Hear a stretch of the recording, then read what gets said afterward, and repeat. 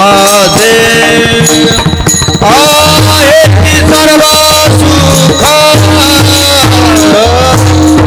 कामने माझे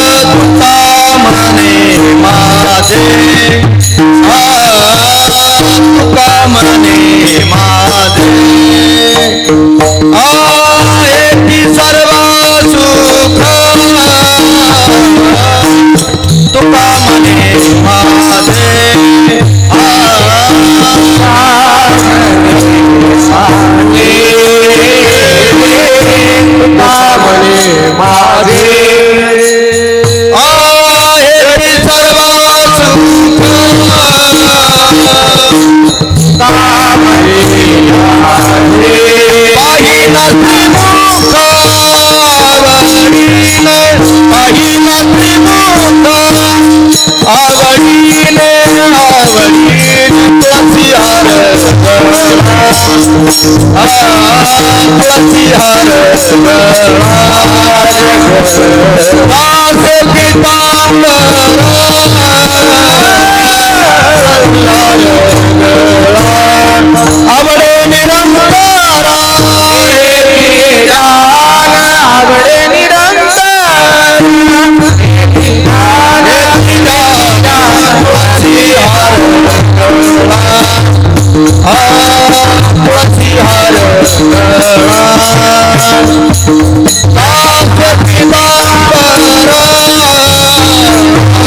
तुळसी हार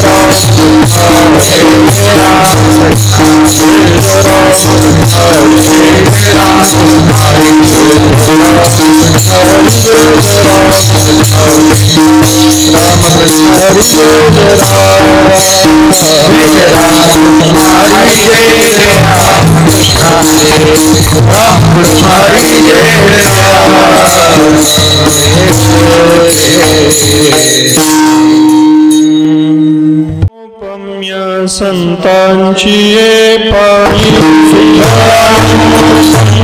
संतांची पायी सुखानुगम्य संतांची पायी सुखानुगम्य संतांची पायी अत्यक्षालंक भुवनिनाथदासे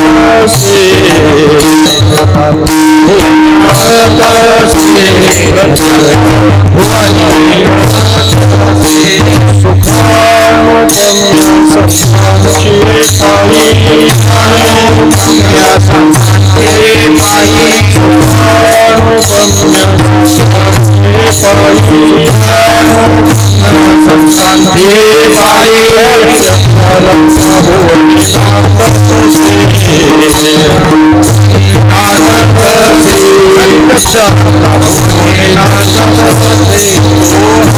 महाराज ज्ञानेश्वर महाराज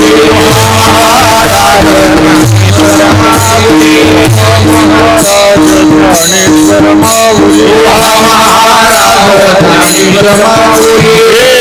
निगमवल्ली प्रकट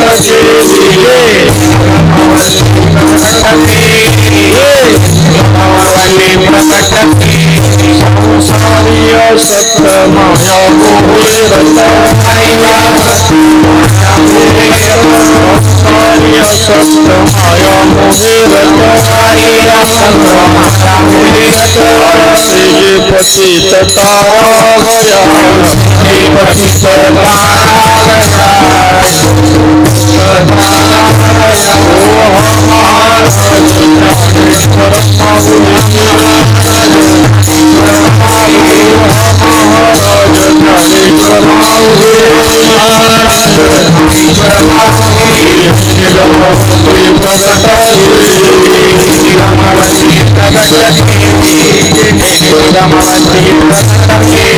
सोपामणे श्रेष्ठ दान देवी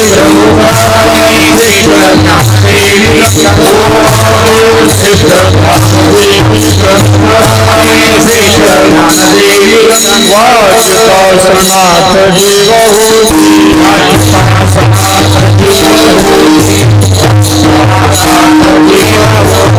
सोपामणे श्रेष्ठ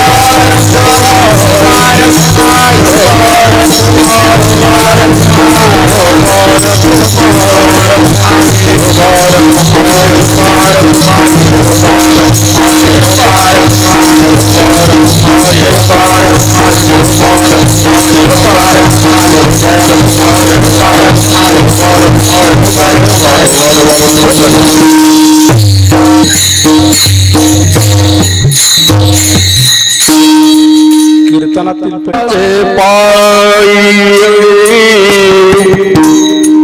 सुख अनुपम्य संताची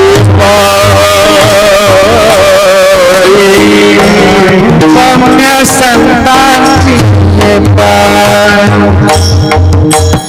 अनुपम्य संताची सुख अनुपम्य संताची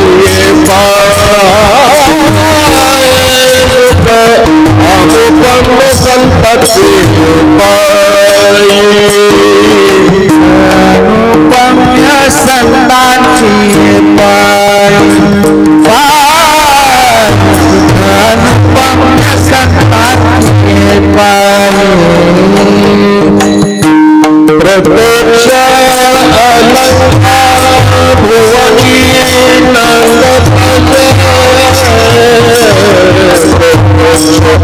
अलंकार भुवनी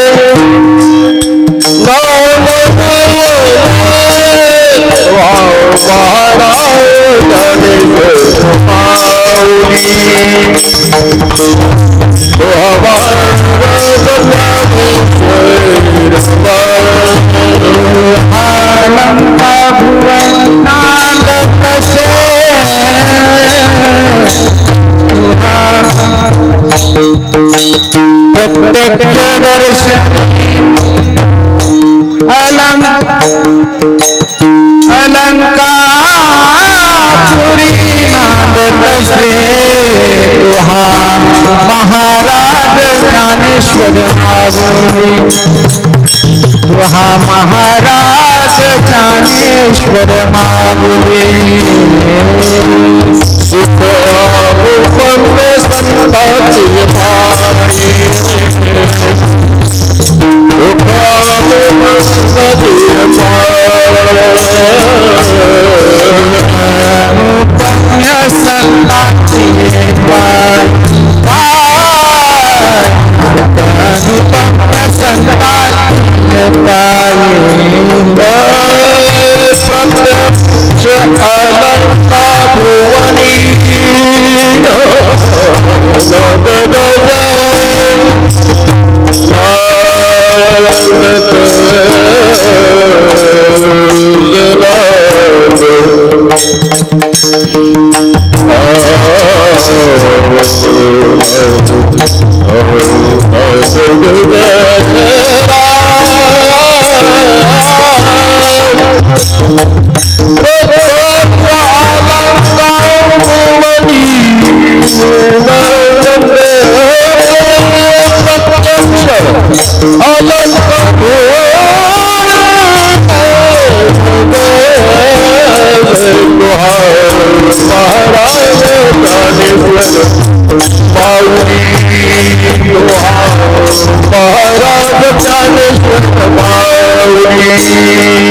प्रत्यक्ष अलंकार भुवनी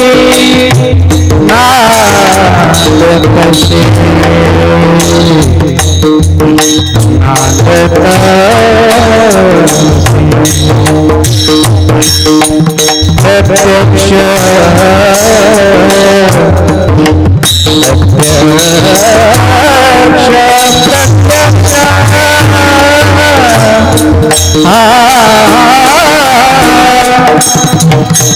प्रत्यक्ष अलंकार भुवनी नादत से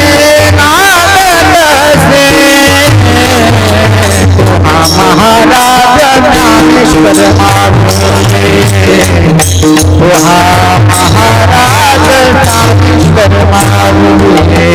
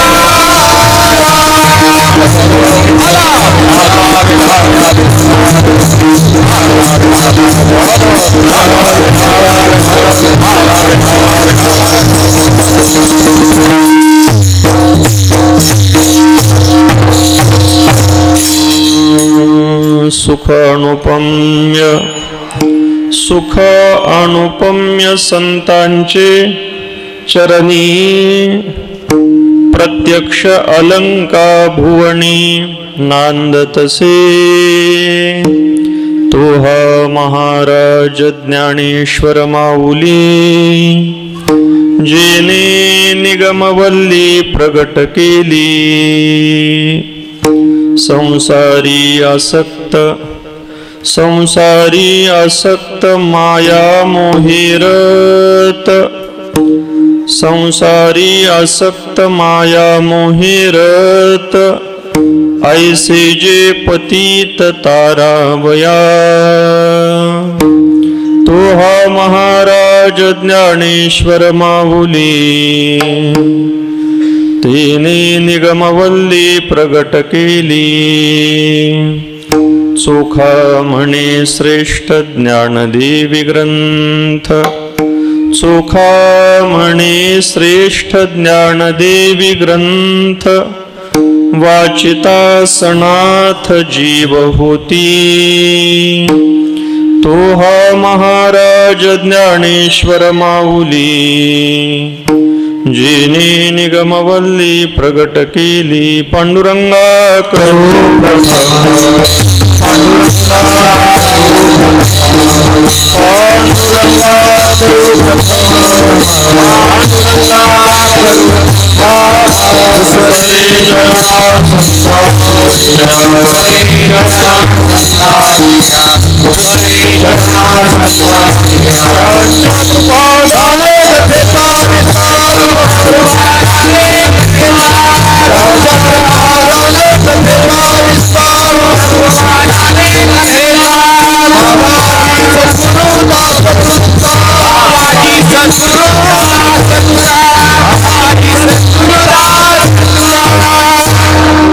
करू प्रथम नमन दुसरे चरणा संतांची त्यांच्या कृपादाने कथेचा विस्तारू बाबाजी सद्गुरु दास तुका कलावज्ञ जीवोद्धरार्थावतारम कलांकांक तेजोदिका मोदिवक्त्रम खलानिशवादापणोदार्ह दक्षम समाधिस्थमूर्तिं भजे ज्ञानदेवं नमो सद्गुरु तुकया ज्ञानदीपा नमो सद्गुरु सच्चिदानंदरूपा नमो सद्गुरु भक्तकल्याणमूर्ती नमो सद्गुरु भास्करा पूर्णकीर्ती संपाद्य ज्ञानञ्च विधाय भक्तिं विलोकितो येन समाधिराजः वैराग्यवन्तं सुविचारयुक्तं नमामि जोगं शिरसा गुरुन्तं सोनोपन्त तथा गुणिजनतया मामासे बोलती नामे शंकर शंकरा शुभकरा निसंग जो संगती पुण्यश्लोकीचा पुणे नगरीचा मोती खरा शोभतो ऐशा संत बरा शुभकरा दांडेकरा वंदितो तुम्ही संत माझिया कडा दिठीचा कराल बहुडा तरी तुम्हा माने भडा होईन मी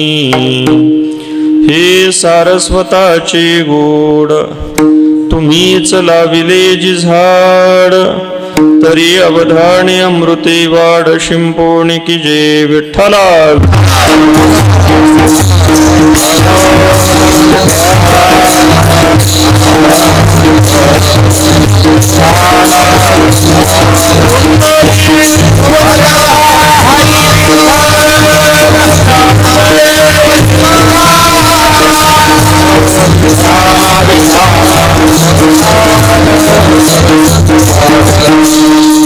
सुखानुपम्य संतांचे चरणी प्रत्यक्ष अलंका भुवनी नांदतसे तो हा महाराज ज्ञानेश्वर माऊली जेणे निगमवल्ली प्रगट केली संत हृदय सम्राट अगाध कृपा वात्सल्य मूर्ती भगवान श्री ज्ञानोबराय महाराष्ट्र वेदाचं निस्सरण दिलया ज्यांच्या श्वासातून झालं ते जगद्गुरु श्रीमंत श्री तुकोबराय.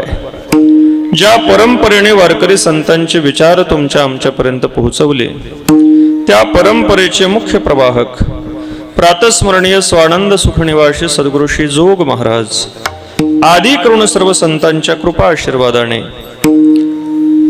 श्री क्षेत्र भोलेश्वर भगवंताच्या पावन दरबारामध्ये श्री ज्ञानेश्वरी सेवा समितीच्या द्वारे आयोजित संपन्न होत असलेल्या या अखंड हरिनाम यज्ञाच्या तिसऱ्या दिवसाच्या कीर्तन सेवेमध्ये आपण उपस्थित आहोत. विठ्ठला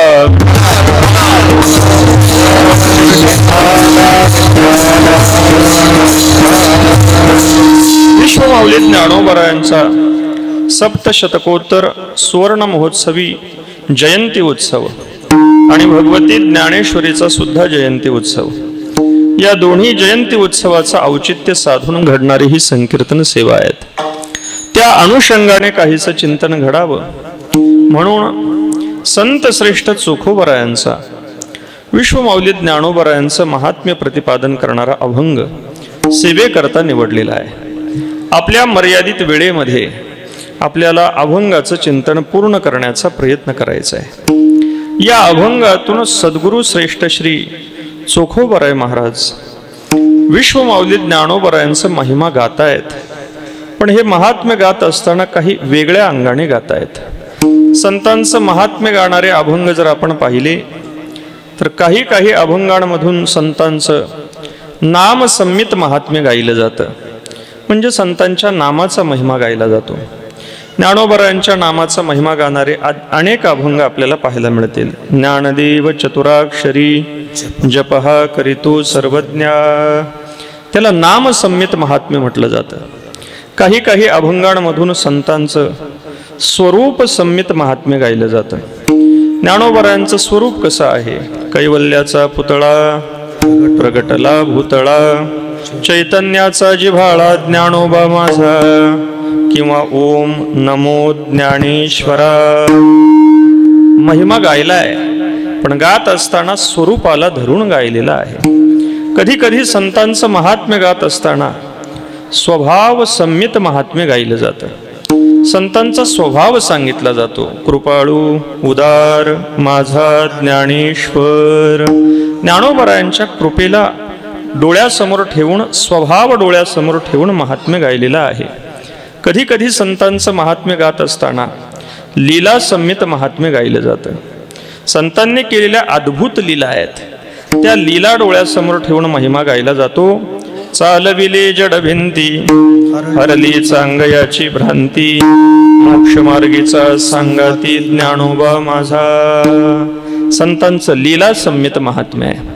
कधी कधी महात्म्य गात असताना संतांचं सामर्थ्य संमित महात्म्य गायलं जातं. संतांच्या ठिकाणी असलेली अद्भुत शक्ती प्रदर्शित केली जाते आणि त्याचं सामर्थ्य विशेष रूपाने प्रगट केलं जातं.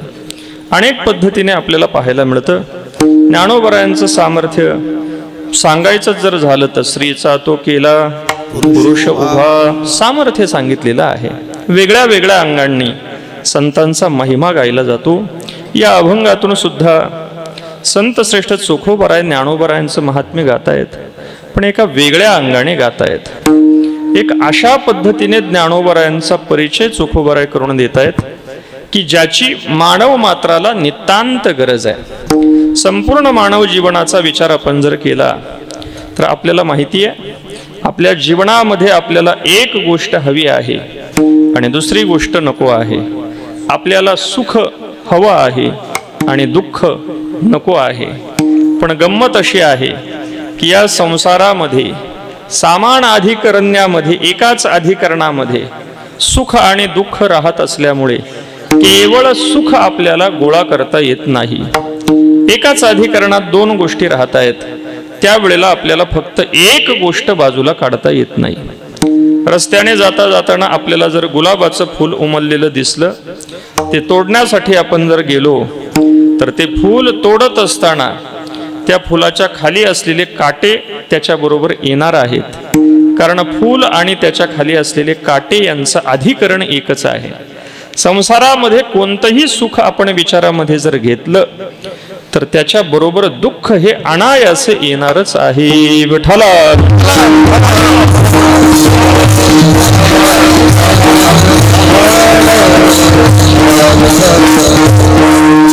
अशा अद्भुत सुखाचा शोध जीवाला आहे. सुख हवंय पण रोज तेच सुख त्याला नकोय. दुःख मिश्रित सुख नकोय. सुख शब्दाचं लक्षण सांगत असताना तर्कसंग्रहामध्ये लक्षण सांगितलं गेलं, अनुकूल वेदनीयम सुखम. जी वेदना मनुष्याला अनुकूल वाटते, हवीशी वाटते, त्याला सुख असं म्हटलं जातं. किंवा या सुख शब्दामध्ये सुष्टू खम, खम म्हणजे आकाश, जिथे आकाशादी पंचमहाभूत आनंदाने राहतात त्याला सुख असं म्हटलं जातं.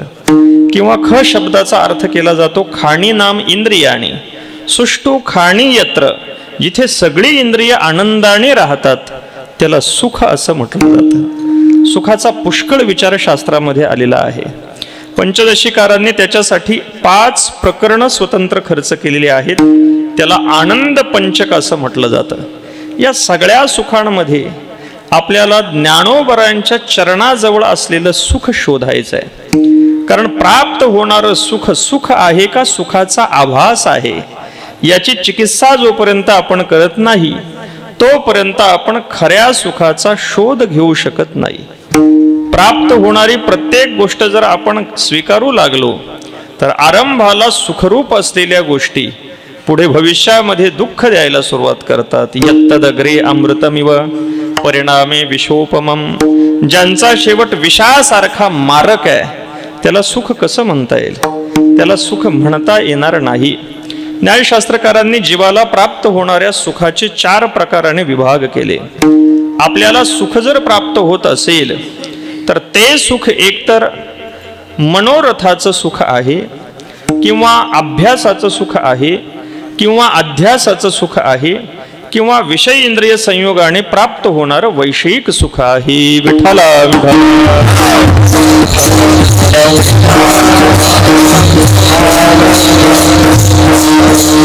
एका सुखाचा थोडक्यामध्ये विचार करा. आपल्याला प्राप्त होणारं सुख कसं आहे? मनोरथाचं सुख आहे. म्हणजे आपण फक्त मनात कल्पना करतो आणि त्या कल्पनेने आपल्याला आनंद व्हायला सुरुवात होते. रस्त्याने जाताना एका आळशी मनुष्याला एक काचेचं भांड दिसलं. ते काचेचं भांड घेऊन तो घरी आला. टेबलावरती ते ठेवलं, त्याच्याकडे पायी केले आणि त्या भांड्याकडे पाहत विचार करायला त्याने सुरुवात केली की हे भांड चांगलं दिसतंय, मूल्यवान असेल, बाजारामध्ये जर विकलं तर त्याचे काही पैसे येतील, त्या पैशापासून मी काहीतरी विकत घेईल, 2 कोंबड्या विकत घेईल, त्या वाढवेल, त्या पुन्हा विकेल, त्याच्या शेळ्या विकत घेईल, त्या पुन्हा वाढवेल, त्या पुन्हा विकेल, त्याच्यातून गायी विकत घेईल, तिचं दूध काढील आणि दूध काढल्यानंतर ते बाजारामध्ये विकण्यासाठी जाईल. जात असताना असं जाणार नाही, मोटरसायकल घेऊन जाईल आणि ती जर बटन स्टार्ट नसेल तर मी त्याच्यासाठी किक सुद्धा मारील. त्याने किक मारली, काचेच्या भांड्याला लागली, भांड फुटलं. त्याला मनोरथाचं सुख असं म्हटलं जातं. मनोरथाचं सुख सुख नाही. पुढच्या सुखाचा विचार करा, ज्याला अभ्यासाने प्राप्त होणारं सुख म्हटलं जातं. एखाद्या वाईट गोष्टीचा सुद्धा जर दीर्घकाळ मनुष्याला अभ्यास झाला त्याला सवय म्हणतात, तर ती सवय त्याला सुख द्यायला सुरुवात करते. बाजारामध्ये दिवसभर मासे विकणाऱ्या बाया संध्याकाळच्या वेळेला मासे विकून घरी जात असताना अवकाळी पाऊस सुरू झाला आणि घरी जाताना येईना. रस्त्यामध्ये पाणी वाहतंय, ओढे वाहत आहेत. त्यांनी विचार केला की कुठेतरी थांबावं, पाऊस कमी झाल्यानंतर पुढे जावं.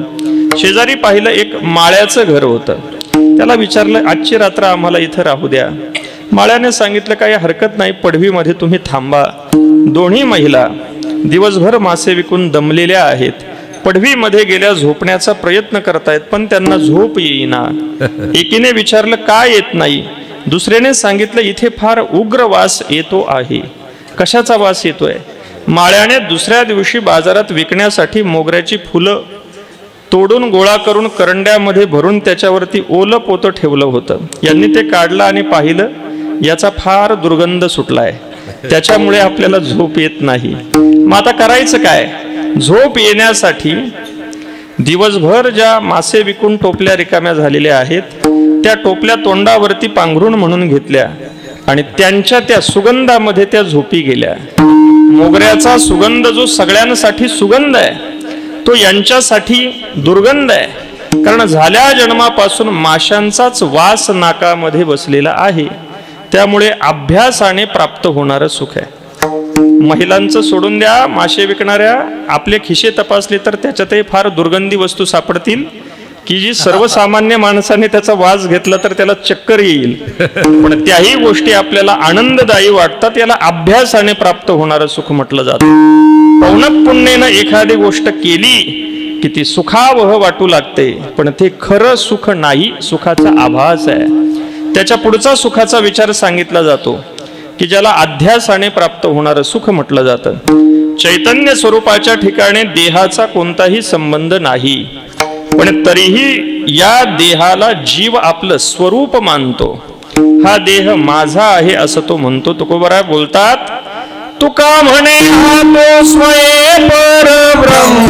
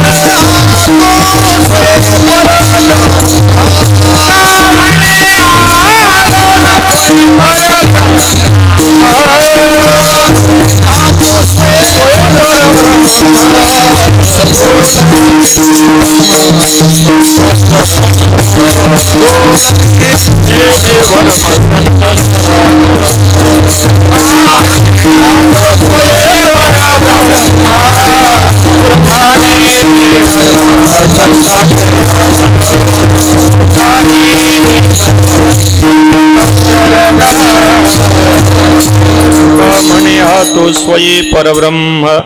बोलतात हा स्वतः सच्चिदानंद स्वरूप आहे, पण आपलं सच्चिदानंद स्वरूप विसरून या देहाचा अभिमान धारण करून देहाला मी म्हणत राहतो.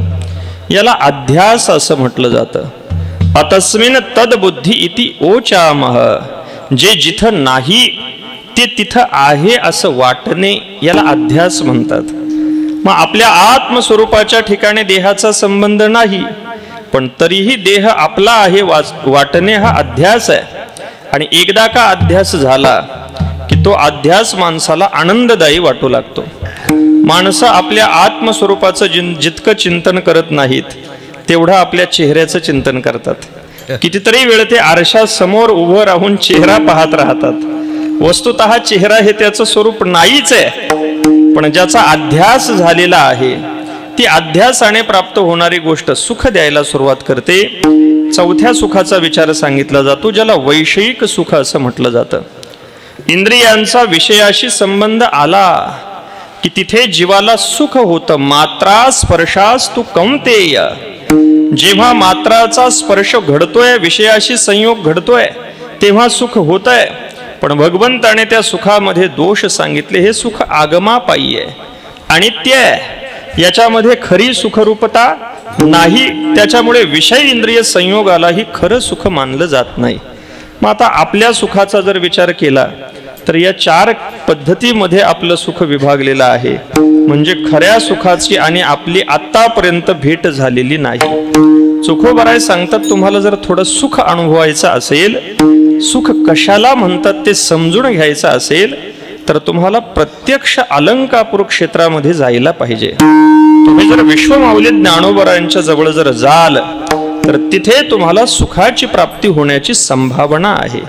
महाराज, कोणतं सुख आम्हाला प्राप्त होईल? त्या सुखाचा परिचय चोखोबरा अभंगाच्या पहिल्या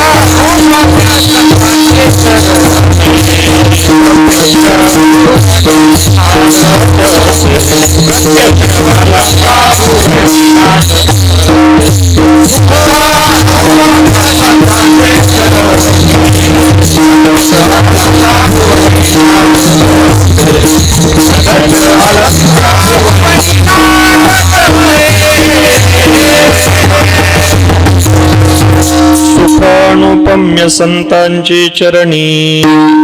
चोखोबराय सांगतात तुम्हाला जर सुख पाहिजे असेल तर तुम्ही संतांच्या चरणाजवळ जायला पाहिजे. संतांच्या चरणाजवळ सुख आहे, पण त्या सुखासाठी चोखोबरायांनी एक अतिशय उत्कृष्ट शब्द वापरलेला आहे, ज्याला चोख शब्द म्हणता येईल. चोखोबरायांची भाषाच मुळात चोखा चोखट मानसी. चोखोबरायांचं अंतःकरण अत्यंत शुद्ध आहे. भगवंताच्या चोखण्यामधून ज्यांचा जन्म झालेला आहे त्याच्यामुळे असे चोखोबराय शब्द अत्यंत चोख वापरतात. संतांच्या चरणाजवळ सुख आहे, पण त्या सुखासाठी विशेषण दिलेलं आहे. सुख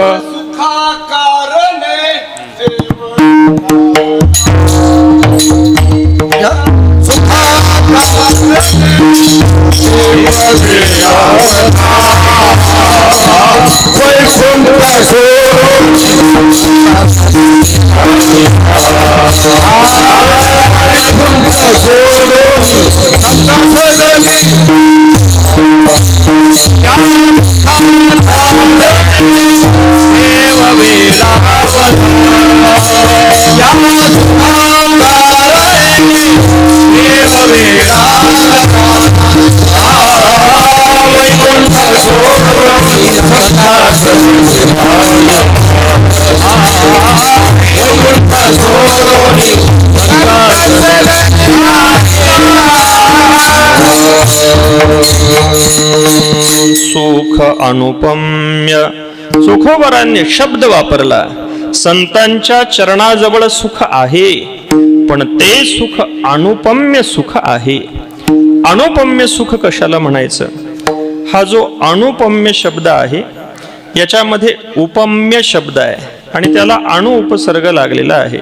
म्हणजे ज्याला उपमा देता येत नाही अशा सुखाला अनुपम सुख असं म्हटलं जातं. की ज्याला कोणतीही उपमा आपण देऊ शकत नाही. उपमा हा अलंकार आहे.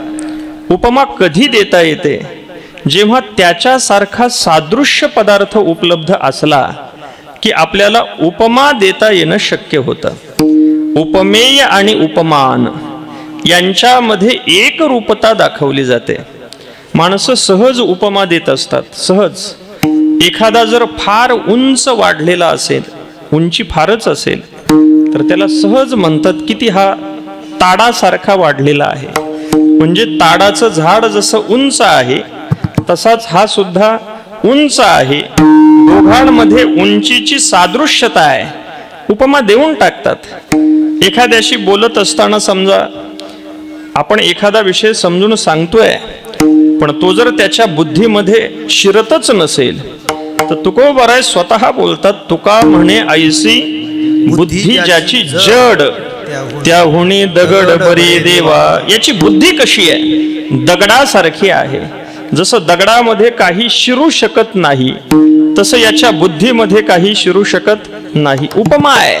उपमेचा विचार करा. माणसं सहज बोलता बोलता उपमा देत असतात. एखादा जर रागावला आणि रागावून डोळे वटारून जर पाहू लागला तर अगदी वाटीसारखे डोळे करून तो माझ्याकडे पाहत होता. मग आता हे वाटीसारखे ही काय आहे? उपमा आहे. एखाद्याचा आवाज फारच मंजूळ आहे तर त्याला सहज उपमा दिली जाते की त्याचा आवाज अगदी कसा आहे? कोकिळेसारखा आहे. कोकिळे सारखा आहे. उपमा आहे. जेव्हा सादृश्य पदार्थ सापडतो त्यावेळेला उपमा देता येते. पण जेव्हा सादृश्य पदार्थ सापडतच नाही त्यावेळेला उपमा देता येत नाही. संतांच्या चरणाजवळ असलेलं जे सुख आहे त्या सुखासारखं दुसरं सुख, सादृश्य सुख, त्याच्या जवळ जाणार किंवा त्याच्या नखा इतकी सुद्धा बरोबरी करणार सुख विद्यमान नाही. म्हणून संतांच्या चरणाजवळ असलेल्या सुखाला अनुपम्य सुख म्हणायचं. विठ्ठल विठ्ठल.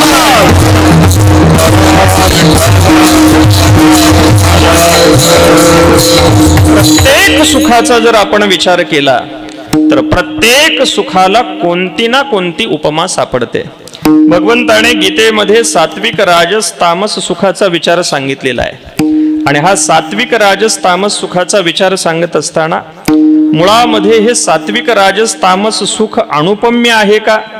तर भगवंताने त्याला अनुपम्य म्हटलेलं नाही. तिथे भगवंतानेच त्याला उपमा दिलेली आहे. सात्विक सुख की जे सुरुवातीला दुःखरूप आहे, यत्तदग्रे विषमिव, ज्याची सुरुवात विषासारखी आहे पण परिणामे अमृतोपमम लक्षण आहेत. ती सगळी लक्षणं जर आपल्या ठिकाणी घटली तर समजायचं आपल्याला मानुषानंद प्राप्त झालेला आहे. काय काय लक्षण आहेत? तिथे श्रुतीने पहिलं सांगितलं युवा स्यात, तो मनुष्य तरुण असला पाहिजे. पहिला नियम. दुसरा नियम सांगितला फक्त तरुण असून चालणार नाही, साधू स्यात, म्हणजे तरुण असून तो साधू असला पाहिजे. नाहीतर एखादा तरुण आहे पण व्यसनी, कुमार्गी, दुराचारी आहे, त्याला मानुषानंद प्राप्त होतोय असं मानायला श्रुती तयार नाही. म्हणजे तो तरुण असावा, त्याच्यात पुन्हा तो साधू असावा, त्याच्यामध्ये पुन्हा तो अध्येत्रा चांगल्या पद्धतीने त्याने विद्या प्राप्त केलेली असावी. तिसरा नियम. त्याच्यानंतर तो बलिष्ठ असावा, बलवान असावा, दृढिष्ठ असावा, दृढ इच्छा धारण करणारा असावा, आशिष्ट असावा, ज्याच्या ठिकाणी चांगली आशा आहे असा असावा. म्हणजे हे सगळं त्याच्या ठिकाणी पाहिजे. अजून काय पाहिजे? श्रुती सांगते तो सगळ्या पृथ्वीचा राजा असावा. म्हणजे फक्त तरुण असून चालणार नाही, साधू तरुण असून चालणार नाही, बलवान साधू तरुण असून चालणार नाही, आशावान बलवान साधू तरुण असून चालणार नाही, दृढ आशावान बलवान साधू तरुण असून चालणार नाही, तो पृथ्वीचा राजा असला पाहिजे. पण फक्त पृथ्वीचा राजा असून चालणार नाही, ती पृथ्वी धनधान्याने समृद्ध असली पाहिजे. नाहीतर कधी कधी राजेपण मिळतं, पण त्या राजेपणाच्या काळातच कोरोना येतो. म्हणजे राजेपण आलं आणि दुःख भोगायला सुरुवात झाली. पृथ्वीमध्ये जर दुष्काळ पडला आणि त्या पृथ्वीचं जर राजेपण मिळालं तर त्याला आनंद आहे असं म्हटलं जाणार नाही. सगळ्या पृथ्वीचा तो चक्रवर्ती सम्राट असावा आणि ती सगळी पृथ्वी धनधान्याने समृद्ध असावी. म्हणजे सगळ्या समृद्ध पृथ्वीचा चक्रवर्ती सम्राट असलेला, तरुण, साधू, चांगला, शिक्षित, आशावान, बलवान असा असलेला जो कोणी मनुष्य आहे त्याला जो आनंद होतो त्याला मानुषानंद असं म्हटलं जातं. मग आता मला सांगा, आपण मनुष्य आहोत, पण या मानुषानंदाच्या कोणत्या टक्क्यापर्यंत जाऊ शकतो? कोणत्याही टक्क्यापर्यंत जाणं शक्य नाही. मग हा मानुषानंद सर्वश्रेष्ठ आहे का? श्रुती सांगते ही आनंदाची पहिली पायरी आहे. हा पूर्ण आनंद नाही, याच्यापेक्षा 100 पटीने अधिक आनंद हा मनुष्य गंधर्वांचा आहे. म्हणजे मनुष्य योनीतून जो गंधर्व योनीला गेलेला आहे असा मनुष्य गंधर्वाचा आनंद याच्यापेक्षा 100 पटीने अधिक आहे. मग आता मानुषानंदाला जर 100 पटीमध्ये मोजलं गेलं तर मानुषानंदाला अनुपम आनंद म्हणता येईल का? म्हणता येणार नाही. तो मोजला गेला, त्याला 100 पटीने मोजलेला आहे, त्याच्यापेक्षा कोणीतरी जास्त आनंद आहे. म्हणजे हा अनुपम आनंद होऊ शकत नाही, हे सुख अनुपम नाही. मग आता मानुष गंधर्वाचा आनंद त्याचा विचार करा. मानुष गंधर्वाच्या आनंदापेक्षा गंधर्वाचा आनंद 100 पट आहे. म्हणजे मानुष आनंद जो मानुष गंधर्वाचा आनंद आहे तोही खरा आनंद नाही, त्याच्यापेक्षा 100 पट पुढे आनंद आहे. त्या गंधर्वापेक्षा देव गंधर्वांचा आनंद अजून 100 पटीने अधिक आहे. त्याच्यापेक्षा अजून पितृलोकामध्ये चिरस्थायी राहणारे पितर त्यांचा आनंद त्याच्यापेक्षा 100 पटीने अधिक आहे. त्याच्यापेक्षा 100 पटीने अधिक आनंद अजान देवाचा आहे की जे जन्मतः देव योनीला प्राप्त झालेले आहेत. त्याच्यापेक्षा 100 पटीने अधिक आनंद कर्मदेवाचा आहे की जे कर्म करत करत देवत्वाला प्राप्त झालेले आहेत. पण आता हा आनंद 100 पटीने वाढत चालला. म्हणजे खालचा जो आनंद आहे तो त्या पटीमध्ये कमी आहे, म्हणजे तो अनुपम ठरत नाही, कारण त्याच्यापेक्षा 100 पट मोठा आनंद अजून आहे. मग आता हा जो कर्मदेवाचा आनंद आहे त्याच्यापेक्षा देवतांचा राजा इंद्र त्याचा आनंद 100 पट अधिक आहे. त्याच्याही पेक्षा प्रजापतीचा आनंद 100 पट अधिक आहे. त्याच्याही पेक्षा देवतांचे गुरु बृहस्पती त्यांचा आनंद 100 पट अधिक आहे. आणि याच्याही पेक्षा 100 पट अधिक आनंद ब्रह्मानंद आहे. त्या ब्रह्मानंदाच्या पुढे आनंदाची मात्रा नाही. मग आता ब्रह्मानंदाला अनुपम आनंद म्हणायचं का? विठ्ठल विठ्ठल.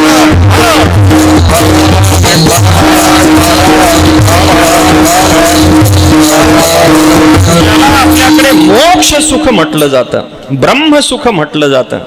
आता ब्रह्म हे सुख आहे कारण मुळात ब्रह्मच सुखरूप आहे. आनंदो ब्रह्मेती व्यजानात. आनंद आनंद म्हणजे काय तर ब्रह्म आनंद स्वरूप आहे. आनंदादेव खलु इमानी भूतानी जायन्ते येन जातानि जीवन्ति आनंदम प्रयन्त्य भिसम विशन्ति तद विजिज्ञासस्व तद ब्रह्मेति.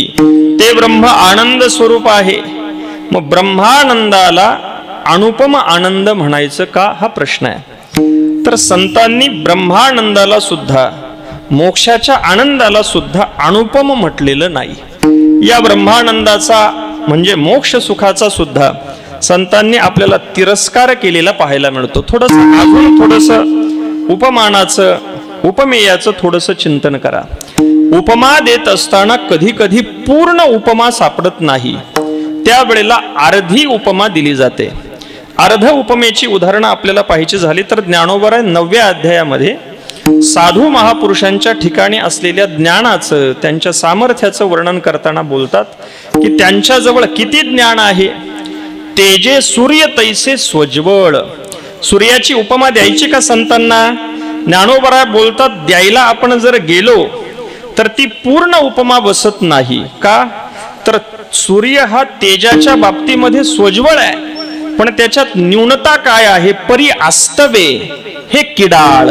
तो सूर्य मावळतो पण संत मावळत नाहीत, त्याच्यामुळे सूर्याची उपमा पूर्ण बसत नाही. चंद्राची उपमा देऊन पहा. ज्ञानोबा बोलतात, चंद्र संपूर्ण एखादे वेळ, चंद्र संपूर्ण आहे पण फक्त पौर्णिमेला आहे, पण साधू महापुरुषांच्या ठिकाणी असलेला बोध मात्र हे सदा पुरते, हे नेहमी पूर्ण आहेत. त्यामुळे चंद्राची उपमा सुद्धा पूर्ण बसत नाही, अर्धी बसते. मग मेघाची उपमा देऊन पहा.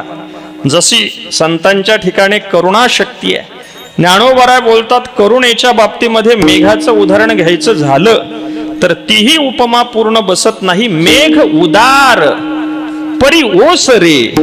मेघ उदार आहे, पाऊस सगळीकडे पडतो, ठीक आहे, पण जेव्हा पडायला पाहिजे तेव्हा पडेलच याचा भरवसा नाही. उदार परी ओसरे. मग पुढे ज्ञानोबा बोलतात, म्हणून उपमेसी न पुरे. म्हणून ही सगळी उदाहरणं उपमेच्या बाबतीमध्ये पूर्ण पडू शकत नाहीत. म्हणजे या उपमा आहेत पण याला अर्ध उपमा असं म्हटलं जातं. या अर्ध उपमेचा विचार सोडून द्या.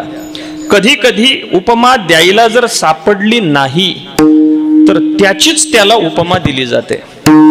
10व्या अध्यायामध्ये ज्ञानोबरांनी 9व्या अध्यायाचा महिमा सांगत असताना 9व्या अध्यायाला कोणाची उपमा द्यायची? ज्ञानोबरांनी तिथे उदाहरण घेतलेली आहेत की राम रावणाचं युद्ध झालं, सागरम सागरोपमा. सागराला उपमा द्यायची झाली तर कोणाची द्यायची? सागराचीच द्यायची.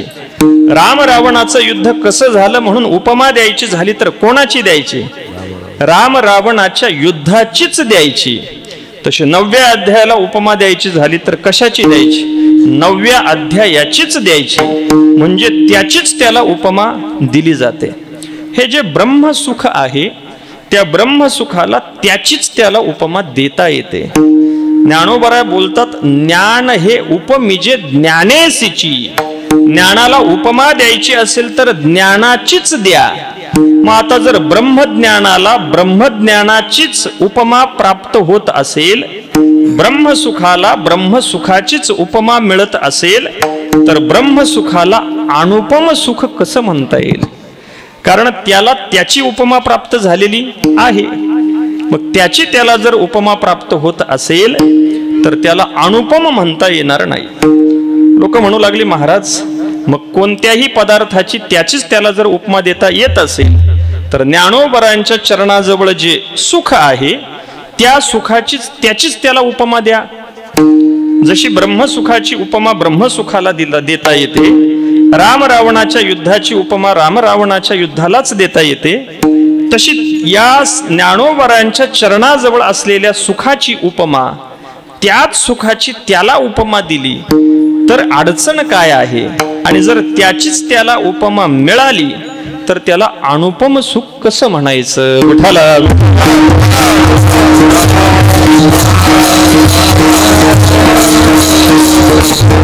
याचा विचार अत्यंत विस्ताराने आहे. थोडक्यामध्ये त्याचं उत्तर आपल्याला पाहायचंय. संतांच्या चरणाजवळ असलेलं जे सुख आहे त्या सुखाला त्याच सुखाची उपमा बसत नाही. का बसत नाही? ब्रह्मसुखाची ब्रह्मसुखाला उपमा बसते, त्याचं कारण आहे, एकदा का ब्रह्मसुख प्राप्त झालं की त्या ब्रह्मसुखामध्ये कोणतीही घट नाही.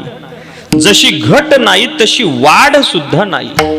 ब्रह्मसुख प्रथम क्षणामध्ये जेवढं आहे द्वितीय क्षणामध्ये सुद्धा तेवढंच राहतं. म्हणून प्रथम क्षणाच्या ब्रह्मसुखाची उपमा ही द्वितीय क्षणाच्या ब्रह्मसुखाला देता येते. कारण दोन्ही क्षणामध्ये असलेलं सुख सारखंच आहे, ते कमी होत नाही आणि वाढत सुद्धा नाही. नेघे उतार, ते उतार घेत नाही, वाढतही नाही. पण संतांच्या चरणाजवळ असलेलं जे सुख आहे ते भक्ती प्रेम सुख आहे. आणि भक्ती प्रेम सुख अशी गोष्ट आहे की ते प्रथम क्षणामध्ये जेवढं आहे द्वितीय क्षणामध्ये त्याच्या दुप्पट होतं. म्हणजे प्रतिक्षण वर्धमानम. मग जर ते प्रत्येक क्षणाला डबल होत असेल तर पहिल्या क्षणामध्ये असलेलं भक्ती प्रेमाचं सुख त्याची उपमा दुसऱ्या क्षणामध्ये ते डबल झाल्यानंतर पहिल्या क्षणाच्या भक्ती सुखाची उपमा दुसऱ्या क्षणाला कशी देता येईल? ते आता डबल झालं, ते वाढलं. तिसऱ्या क्षणामध्ये ते पुन्हा डबल नाही, ते चौबल 4 पटीने वाढतं. त्याच्यानंतर पुढे ते 8 पटीने वाढतं. प्रत्येक वेळेला मग ते 8चं डबल 16 पटीने वाढतं. असं प्रत्येक वेळेला डबल डबल डबल वाढत जातं. मग जे सारखं वाढत जात आहे त्याचीच त्याला उपमा कशी देता येईल?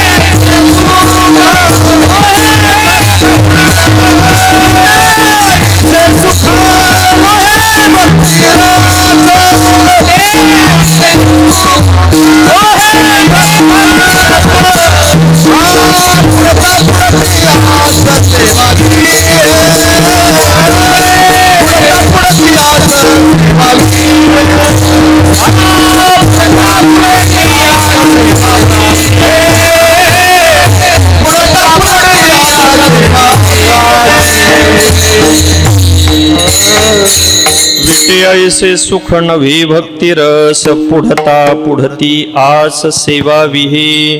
ते सारखं वाढत चाललंय आणि जे सारखं वाढत जातं त्याला त्याची उपमा देता येत नाही. जे स्थिर आहे त्याची त्याला उपमा देता येऊ शकते. म्हणून संतांच्या चरणाजवळ असलेलं सुख हे प्रतिक्षण वर्धमान असलेलं भक्ती प्रेमाचं सुख आहे. ज्ञानोबरायांचं केलेलं वर्णन आपण पहा. ज्ञानोबरायांचं स्वरूप कसं आहे? ज्ञानोबराय म्हणजे सुखाचा सागर आहे आणि त्या सागरामध्ये उठणाऱ्या लाटा, तरंग, ज्याला लहरी असं म्हटलं जातं. एक लहर उठली की ती लहर पुढे जाईपर्यंत त्या लहरीपेक्षा अजून मोठी लहर वाढतीये. सर्व सुखाची लहरी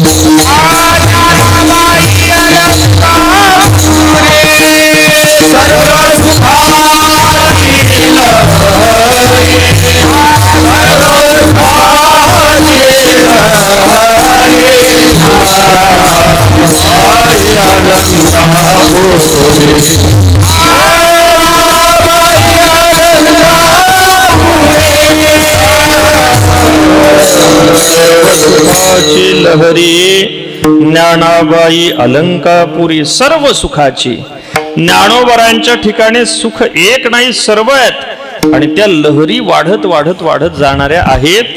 त्याच्यामुळे त्याला अनुपम सुख असं म्हटलं जातं. मग असं अनुपम सुख कुठं आहे?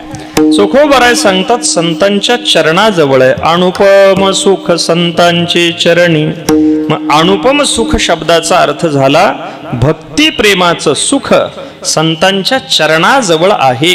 प्रश्न असा पडतो, महाराज संतांच्या चरणाजवळ आहे, संतांच्या चरणाजवळ आहे, संत पुष्कळ आहेत, एखादं उदाहरण आम्हाला सांगा. चोखोबराय सांगतात तुम्हाला हे भक्ती प्रेमाचं सुख संतांच्या चरणाजवळ असलेलं प्राप्त करून घ्यायचं असेल, प्रत्यक्ष अलंका भुवनी नांदतसे. अलंकापूर भुवनामध्ये हे सुख नांदतय. महाराज आता तुम्ही अलंकापूर भुवन म्हणत आहात, त्या भुवनामध्ये आम्ही कुठं शोधायचं? चोखोबराय सांगतात त्या अलंकापूर भुवनामध्ये हे अनुपम सुख म्हणजे कोण? अभंगाच्या दुसऱ्या चरणात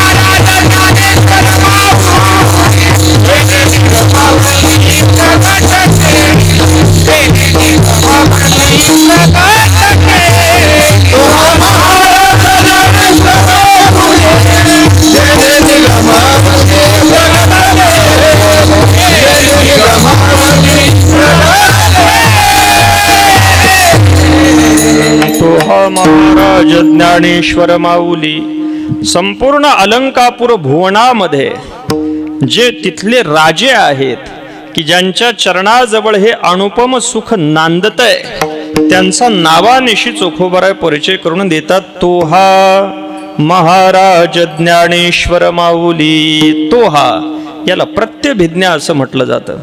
तो म्हणजे जो विष्णू स्वरूप आहे, असा जो विष्णू असलेलाच ज्ञानोबरायांच्या रूपाने प्रगट झालेला आहे. तो हा महाराज. ज्ञानोबरायांचा विचार आपण करा. ज्ञानोबराय म्हणजे काय आहेत? सदाशिवाचा अवतार, स्वामी निवृत्तीदातार, महाविष्णूचा अवतार, सखा माझा ज्ञानेश्वर. जे ते परब्रह्म तत्व आहे, ते ब्रह्मतत्वच इथे हे ज्ञानोबरायांच्या रूपाने प्रगट झालेला आहे. चोखोबरायांनी विशेष शब्द दिला महाराज. हा महाराज शब्द जो आहे तो संप्रदायामध्ये फक्त ज्ञानोबरायांसाठी वापरण्याचा शिष्टाचार आहे. संतांच्या वाङ्मयामध्ये, भाषेच्या प्रवाहामध्ये काही शब्दांचं अवमूल्यन होत असतं. काही जर प्रांत विशेष आपण जर पाहिले तर तिथे काही शब्दांचं अवमूल्यन झालेलं पाहायला मिळतं. जसं आपण उत्तर भारतामध्ये जर गेलो तर सर्वसामान्य कोणीही सफेद वस्त्र, लाल वस्त्र, पिवळं वस्त्र घातलं असेल तर त्याला संत म्हटलं जातं. संत आलेले आहेत, संत पधार आहेत. संत शब्द महाराष्ट्रामध्ये सर्वसामान्य कोणालाही वापरला जात नाही. उत्तर भारतामध्ये संत हा शब्द याचं अवमूल्यन झालेलं पाहायला मिळतं. खाली आला, कोणालाही वापरला जाऊ लागला.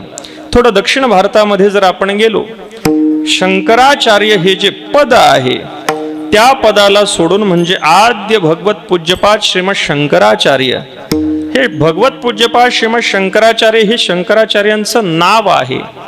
पण हे नाव जेव्हा लोक अगदी खाली सामान्य स्वरूपामध्ये येत गेलं तेव्हा त्याचं पद बनलं आणि पदाचा वापर होत होत होत होत अनेक शंकराचार्य शब्दाचं झालेलं अवमूल्यन आहे. तसं महाराज हा शब्द आहे, याचं अवमूल्यन इथेच आपल्या महाराष्ट्रामध्येच झालेलं आहे. संतांनी हा शब्द ज्ञानोबरायांसाठी वापरला. ज्ञानोबराय महाराज आहेत. मग हा महाराज शब्द थोडासा अवमूल्यन होत खाली आपल्यापर्यंत आला. आता तो आपल्यापर्यंत राहिलेला नाही. अगदी सराईत गुंडाला सुद्धा महाराज म्हटलं जातं. त्याच्या वाढदिवसाचा बॅनर वगैरे जर आपण पाहिला तर तिथे सुद्धा महाराज शब्द आपल्याला पाहायला मिळतो. महाराज ज्ञानोबराय महाराज आहे, चक्रवर्ती सम्राट आहे, म्हणून ज्ञानोबरायांना महाराज म्हटलेलं आहे. तो हा महाराज ज्ञानेश्वर माऊली. महाराज अनुपम सुख त्यांच्या चरणाजवळ आहे, आम्हाला त्यांच्या चरणाजवळ जाता आलं नाही, मग हे अनुपम सुख आम्हाला कसं मिळेल? चोखोबराय सांगतायत, तेनी निगमवल्ली प्रगट केली. त्यांनी अनुपम सुखासाठी निगमवल्ली प्रगट केलेली आहे. भगवती ज्ञानेश्वरीला ज्या अनेक संज्ञा आहेत त्यातली एक विशेष संज्ञा आहे निगमवल्ली. ज्ञानोबरायांनी निगमवल्ली प्रगट केलेली आहे. निगम शब्दाचा अर्थ आहे निगम्यते ज्ञायते अनेन इति निगम अर्थात वेद. वेदाला निगम असं म्हटलं जातं, वेदाला निगम म्हटलं जातं. ज्ञानोबरायांनी काय केलं? चोखोबरायांचाच अजून एक अभंग आहे की सेना महाराजांचा आहे की ज्ञानोबरायांनी काय केलं? उघडोनी वेदार्थाचा ठेवा, उघडोनी वेदार्थाचा ठेवा, केला काय केला जीवा, तरणो काय केला जीवा, केला जीवा, तरणो केला जीवा,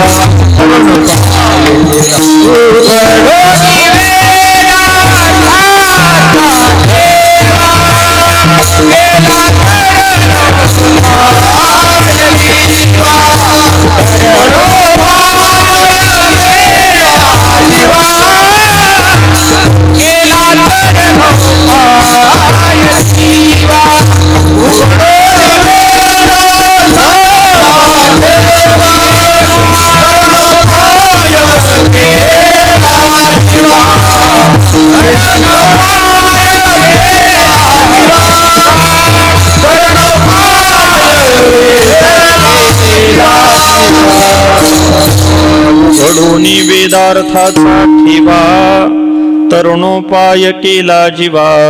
वेदार्थाचा ठेवा उघडणं म्हणजे निगमवल्ली प्रगट करणं आहे.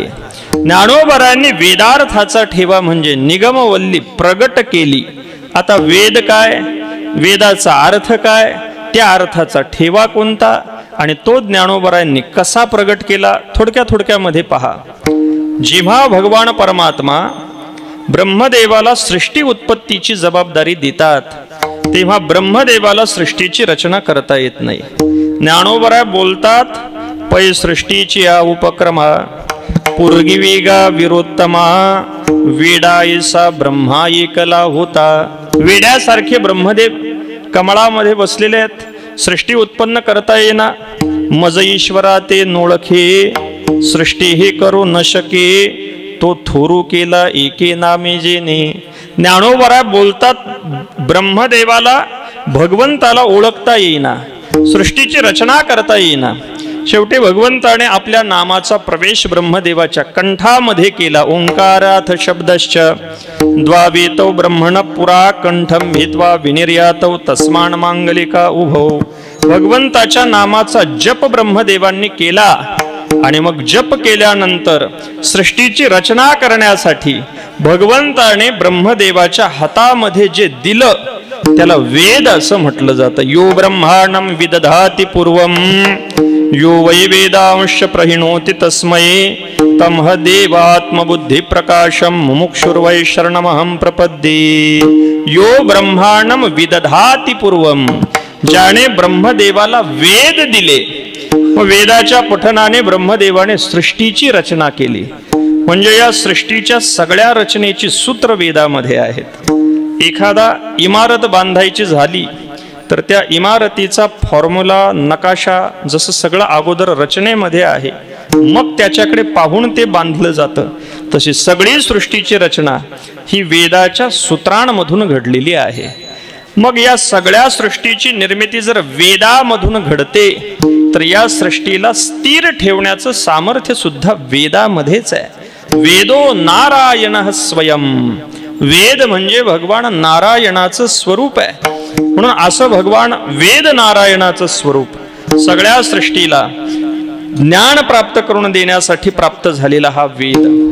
पण मग आता हा वेद भगवंताने प्रगट केला की त्याच्यातून जीवाला धर्माअधर्माचं ज्ञान होतं, कसं वागायचं हे सगळं कळू लागतं. पण हा वेद प्राप्त झाल्यानंतर कालांतराने हा वेद लुप्त व्हायला जेव्हा सुरुवात होते तेव्हा भगवंताला अवतार घ्यावे लागतात. भगवंताचे सगळे अवतार हे मूलतः वेद रक्षणासाठीच झालेले आहेत. भगवंताने पहिला मत्स्य अवतार धारण केला. कशासाठी? वेद खाय शंखासूर त्याचे वागवे कलेवर, आपुले नामासाठी लागे शंखासुरा पाठी, फोडून या पोटी वेदचारी काढिले. शंखासुराने वेद गिळले, भगवंताने मत्स्य अवतार धारण केला, शंखासुराचं पोट फाडलं, त्याच्यातून वेद बाहेर काढले, पुन्हा ब्रह्मदेवाला दिले. ते वेद गिळल्यामुळे शंख पवित्र झाला, म्हणून भगवंताने त्याचे वागवे कलेवर हातामध्ये शंख धरला. म्हणजे भगवंताच्या हातामध्ये असलेला शंख म्हणजे वेद गिळलेला शंखासुराचं कलेवर आहे. वेद गिळल्यामुळे तो पवित्र झाला, त्याला भगवंताने हातामध्ये धरला. प्रत्येक वेळेला भगवान वेदाचं रक्षण करतात. मग वेदाचं रक्षण करत असताना केवळ भगवत अवतार धारण करूनच करतात असं नाही, तर वेदाचं रक्षण करत असताना कधी कधी वेदाच्या स्वरूपाचं रक्षण करावं लागतं, कधी कधी वेदाच्या शब्दांचं रक्षण करावं लागतं, कधी कधी वेदाच्या अर्थाचं रक्षण करावं लागतं, कधी कधी वेदाच्या भावाचं रक्षण करावं लागतं. कारण याच्यामध्ये वेगळ्या वेगळ्या वेगळ्या पद्धतीने अनर्थ शिरण्याचा संभावना आहे. मग हाच वेद सर्वांना कळावा म्हणून भगवंताने अवतार धारण केला. त्याला भगवान व्यासांचा अवतार म्हटलं जातं. व्यासांनी एवढा मोठा असलेला वेद त्याचे 4 विभाग केले. विभाजयतीति व्यासः, ज्यांनी विभाग केले. एकच वेद ऋग्वेद, यजुर्वेद, सामवेद, अथर्ववेद या पद्धतीने ज्यांनी विभागला म्हणून त्यांना व्यास असं म्हटलं जातं. आपल्याकडे संत वाङ्मयामध्ये प्रस्थानत्रयीचा विचार केला जातो. जसं वैदिक प्रस्थानत्रयीमध्ये 10 उपनिषदांना श्रुती प्रस्थान म्हणतात, तसं आपल्याकडे ज्ञानेश्वरीला श्रुती प्रस्थान म्हटलं जातं. आपल्याकडे वैदिक प्रस्थानत्रयीमध्ये गीतेला स्मृती प्रस्थान म्हटलं जातं, तसं आपल्याकडे एकनाथी भागवताला स्मृती प्रस्थान म्हटलं जातं.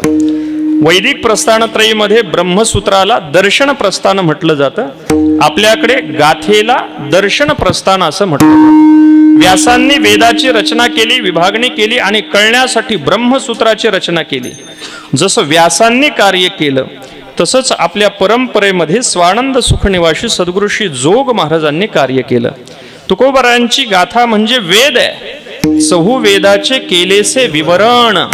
तुकोबारायांची गाथा म्हणजे वेदच आहे. तुकोबारा बोलतात नभे वेशधारी तुका आहाची वरी वरी आहे तैसी बरी खंडे निवडी वेदाची.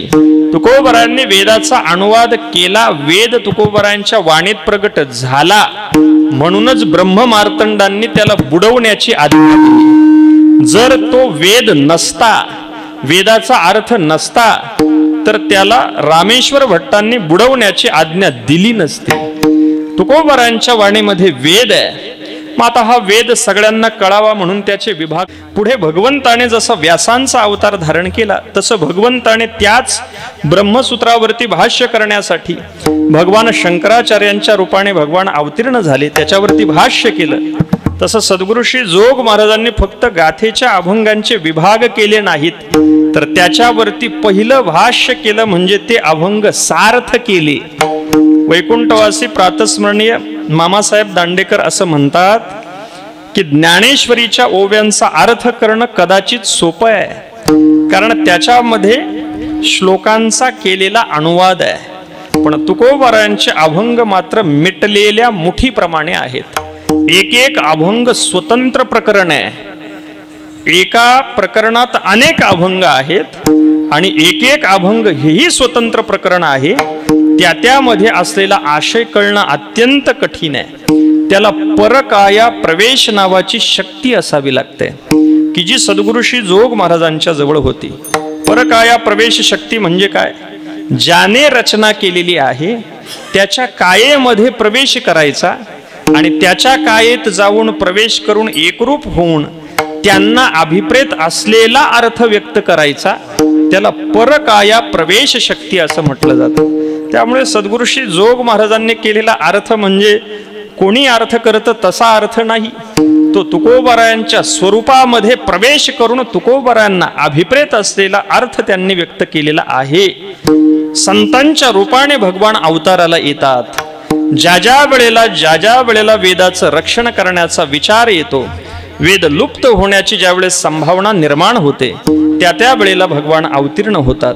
मग आता असा हा सगळा वेदार्थाचा ठेवा विस्तार, भगवंताला वाटलं हे सगळं वेदाचं अध्ययन करणं सर्व जीवांना शक्य नाही, म्हणून भगवंताने काय केलं, सर्वोपनिषदो गावो दोग्धा गोपाल नंदनः पार्थो वत्स सुधीर भोक्ता दुग्धम गीतामृत महत.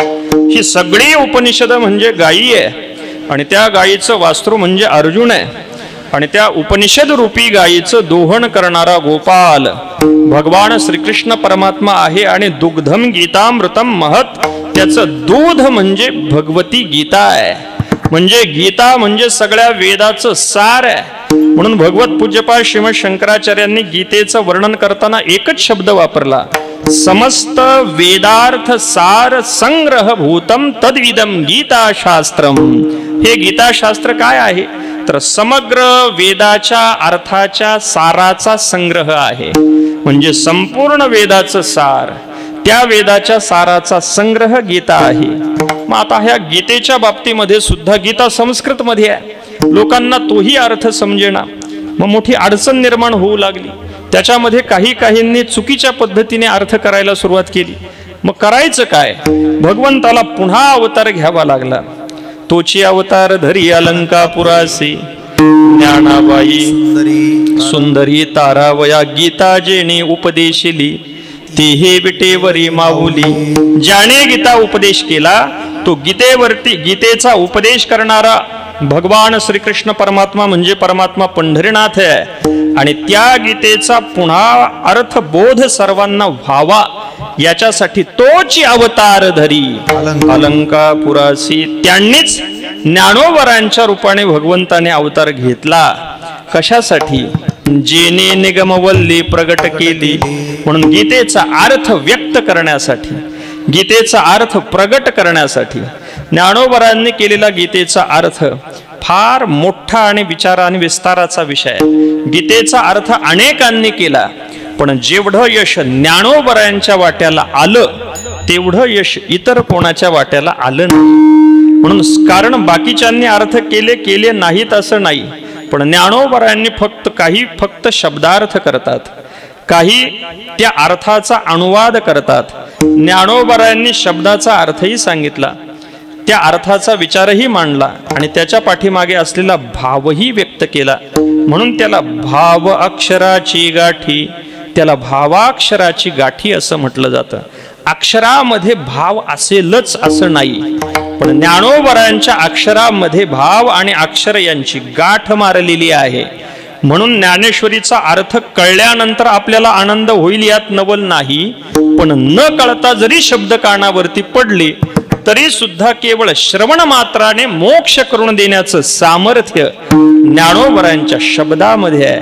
म्हणून त्याला श्रुती म्हटलं जातं. चोखोबराय सांगताय, जेने निगमवल्ली प्रगट केली. अशी निगमवल्ली ज्ञानोबरायांनी प्रगट केली. महाराज कोणासाठी, ज्ञानोबराय सांगताय, जे या संसारामध्ये आसक्त आहे, माया मोहामध्ये रत आहेत, अशा सर्वांसाठी. अभंगाच्या 3ऱ्या चरणात संसारी आसक्त माया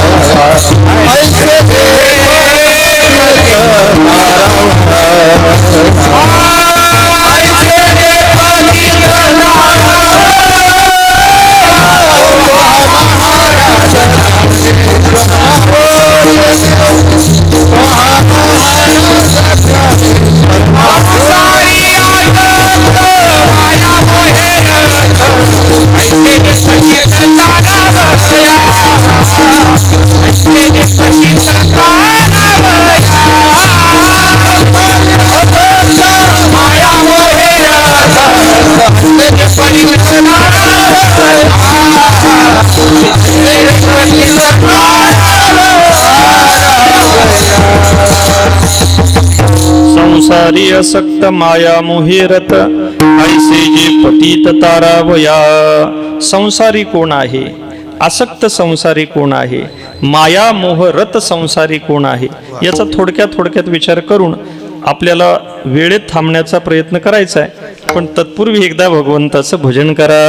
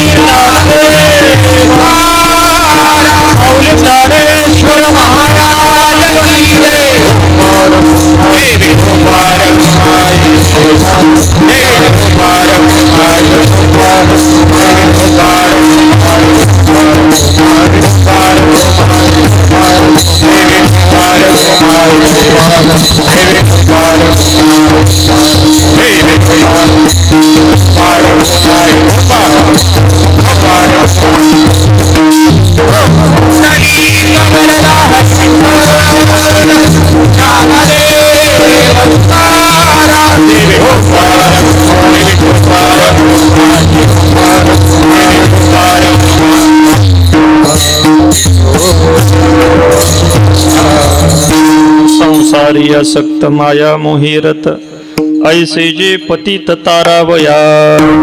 ज्ञानोबरांनी ही निगमवल्ली प्रगट केलेली आहे. कोणाकोणासाठी प्रगट केली? जे आसक्त संसारी आहेत त्यांच्यासाठी प्रगट केली. संसारी हा जो शब्द आहे त्याला आसक्त हे विशेषण लावलेलं आहे. म्हणजे अनासक्त सुद्धा संसाऱ्यांचा एक वर्ग आहे. दोन पद्धतीचे संसारी आहेत. एक आसक्त संसारी. आसक्त संसारी म्हणजे तुम्ही आम्ही सगळे जे गुंतलेले आहेत ते, आणि जे आसक्त नाहीत त्यांना अनासक्त संसारी म्हणतात. म्हणजे सगळे संत. म्हणून धन्य ते संसारी दयावंत जे अंतरी.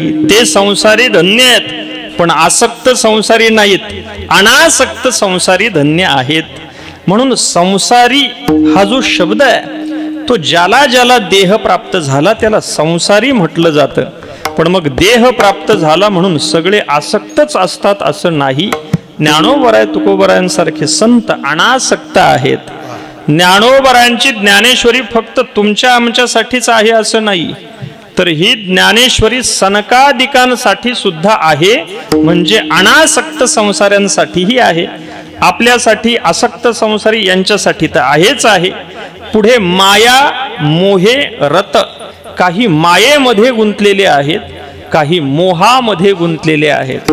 मायेमध्ये गुंतलेले म्हणजे माया उपाधी ज्यांना आहेत ते सगळ्या देवता.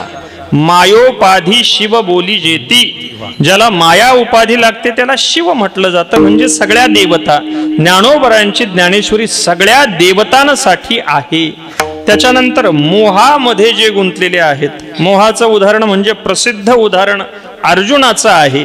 अर्जुन हा मोहामध्ये गुंतलेला आहे, त्याच्यासाठी तर ती आहेच आहे. म्हणजे अगदी सनकादिकांपासून ते ब्रह्मादी देवतांपर्यंत आणि तुमच्या आमच्या सगळ्या सामान्य जीवांना सुद्धा ही ज्ञानेश्वरी उपकारक आहे. म्हणून चोखोबराय सांगतात हा सामान्य ग्रंथ नाही, हा श्रेष्ठ ग्रंथ आहे.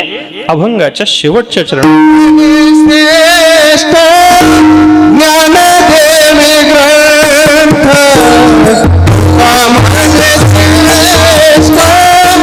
ज्ञानदेवी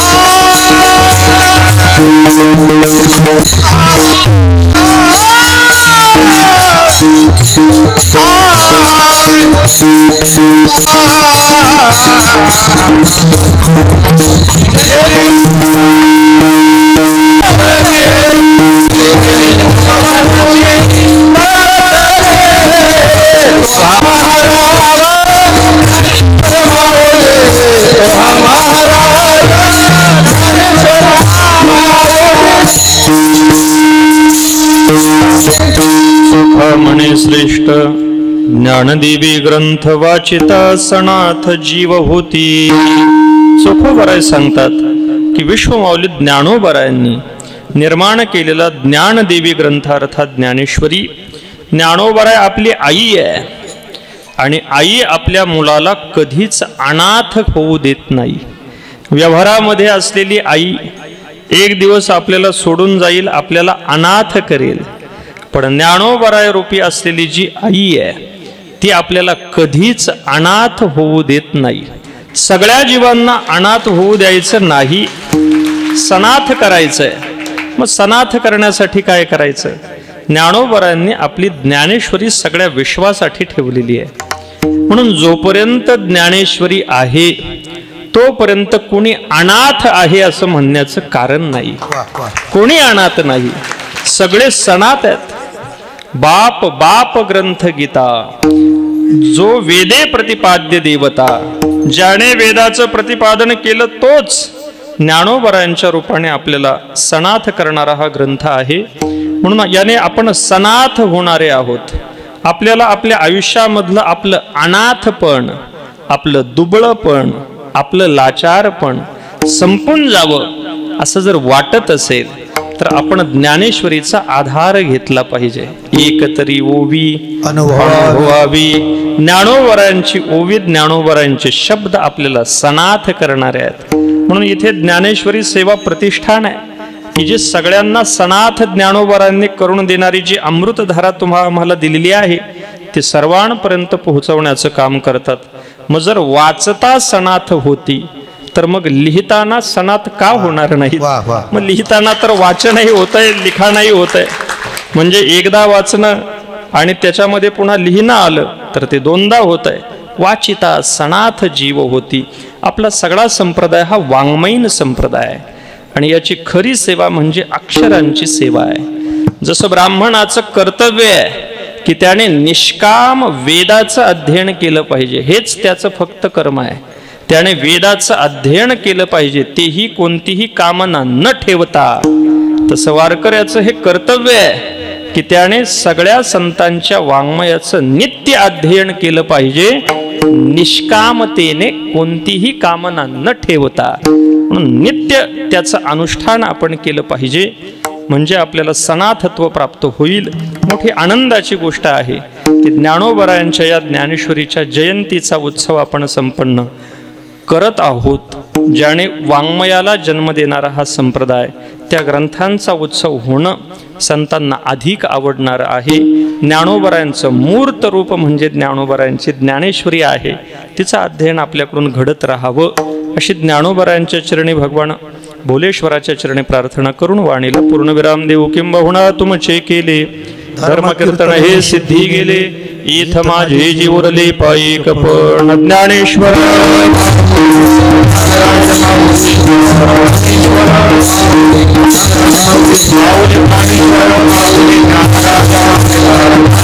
माऊली